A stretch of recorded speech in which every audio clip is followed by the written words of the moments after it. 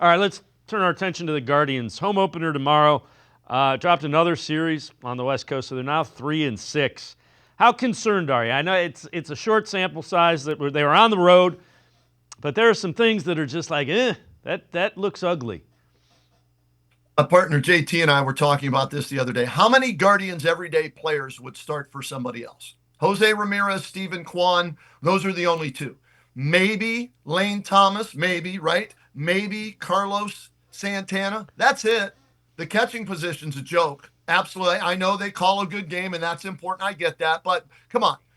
200, but both guys aren't going to hit better than 210, 220 maybe this year, if that. Okay. Arias, how many more tries are you going to give this guy? Schneeman, a nice role player, but right now you don't have a second baseman, you don't have a shortstop, you don't have a right fielder. Your center fielder's iffy. So again, they subtracted from a team that went to the ALCS last year. How can you be a believer that this team is going to be better than last year's? How can you?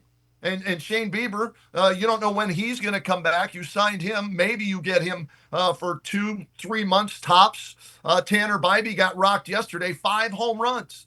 5 home. I mean, so the strength of this team is the bullpen, and even that's starting to falter as Clase is looking more this year like he did in the postseason against the Yankees.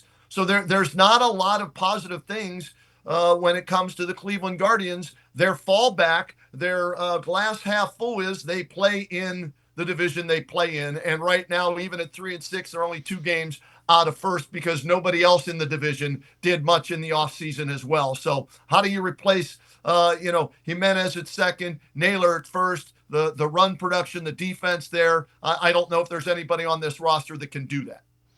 Yeah, you put more pressure on your starting rotation, which hasn't been great, without question.